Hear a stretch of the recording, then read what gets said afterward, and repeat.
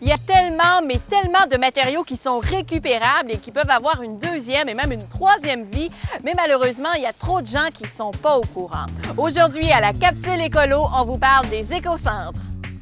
C'est important de le comprendre, c'est quoi un écocentre, parce qu'à venir jusqu'à date, je pense que dans la population, il y a encore beaucoup de gens qui pensent qu'un écocentre, c'est un site d'enfouissement qui est plus près d'eux, qui est à leur portée, et c'est vraiment pas le cas. Un écocentre, c'est un endroit où on récupère des choses qui peuvent être recyclés. Donc, des matériaux, on a la liste, tous les citoyens ont reçu la liste des matériaux qui sont acceptés à l'écocentre. Et il y a des gens qui, d'une façon, je dirais, un peu, ou même beaucoup, cavalières, laissent plein de sacs d'ordures à la barrière ou arrivent là avec j'ai juste le mot trailer là, qui me vient, des remorques remplies de déchets qui doivent aller au site d'enfouissement. Donc, il faut bien comprendre qu'on ne prend que les matériaux qui sont récupérables. Et il y en a, dans le Kamouraska, il y a des endroits qui ont été ciblés pour recevoir ces écocentres. Donc, on en a 3 dans le Kamouraska, la Pocatière, Saint-Pascal et Saint-Alexandre. Mais il faut bien comprendre aussi que c'est offert à l'ensemble de la population du Kamouraska.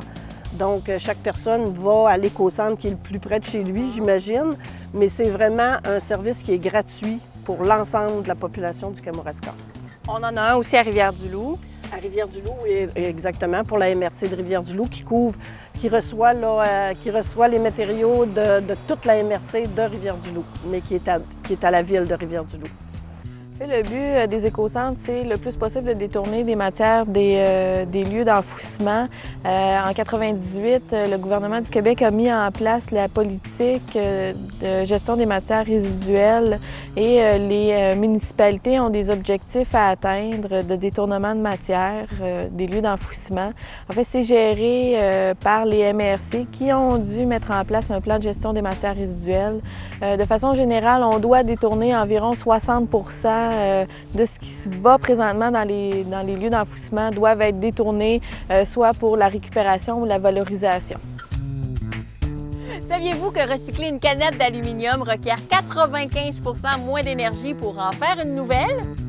On avait le choix de faire un gros écocentre pour l'ensemble de la MRC, comme Rivière-du-Loup a fait, ou d'en faire quelques-unes. On est parti de plusieurs possibilités. Chaque municipalité a un petit écocentre. Finalement, pour ce qui est du Kamouraska, on a statué là-dessus. Il y avait un comité qui avait été mis sur pied, puis on croyait que les distances étaient trop grandes entre les municipalités pour se contenter d'un seul écocentre. Donc, nous, on a pris la décision, pour être le plus près possible des gens, d'en faire 3. C'est réservé aux résidents de la MRC. Si quelqu'un d'autre qui ne vient pas de la MRC... C'est arrivé à quelques reprises parce que la Pocatière est très près d'une autre MRC. Donc, à ce moment-là, il y a un léger coût.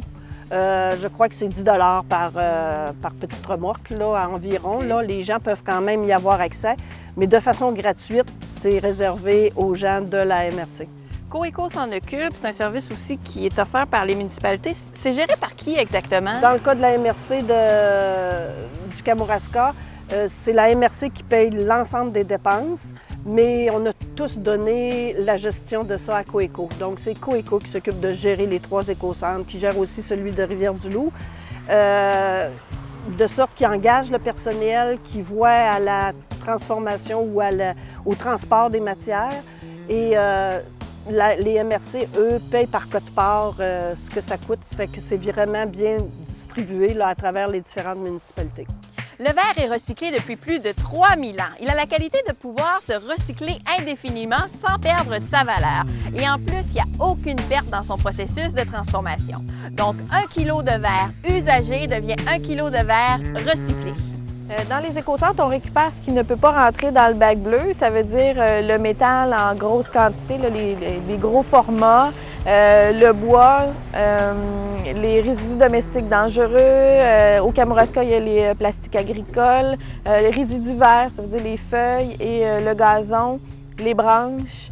Le matériel informatique, en fait, un peu tout ce qui peut être récupéré, mais qu'on ne sait pas vraiment où aller porter. Là. Et qu'est-ce qui se passe avec ces matières-là une fois qu'ils partent de l'écocentre? Bon, tout dépendamment de la matière, si on prend l'exemple du bois, il est envoyé chez un partenaire qui, lui, le déchiquette et l'envoie ailleurs pour faire de l'aggloméré. les résidus verts sont envoyés dans une ferme pour être valorisés en compost. Et si on parle du métal? Le métal s'en va chez un ferrailleur puis il est tout simplement réutilisé. Là. Les pneus?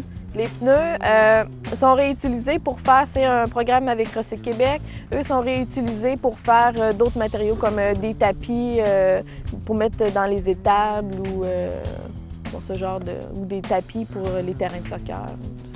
Les résidus domestiques dangereux, il se passe quoi une fois qu'ils partent d'ici aussi? Ils s'en vont chez Peinture Récupérée du Québec. Eux, ce qu'ils font, c'est qu'ils les éliminent de façon sécuritaire, donc ils les traitent avant qu'ils soient éliminés. Est-ce qu'il y a des règlements à respecter pour les citoyens qui viennent ici à l'éco-centre? Bon, bien sûr, il y a de respecter les heures d'ouverture, éviter de faire les dépôts sauvages. Quand on parle de dépôts sauvages, c'est laisser des matières sur le bord de la grille.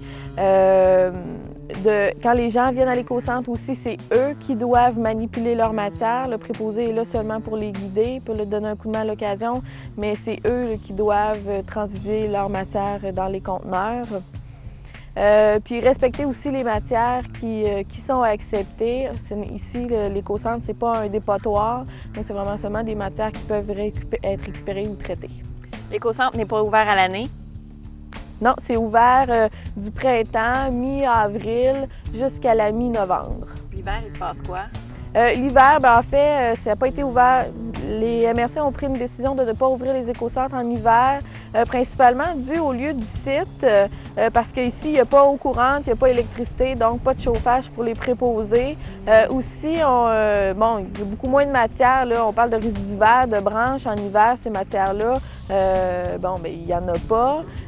Il y a beaucoup moins de gens aussi qui font du grand ménage, des rénovations. C'est vraiment plus entre le milieu du printemps et l'automne, où il y a le plus de matières qui peuvent s'accumuler. Il y a peut-être juste le plastique agricole l'hiver. Le plastique agricole au Kamouraska, c'est ouvert une journée par mois par éco-centre là, pour accommoder les agriculteurs.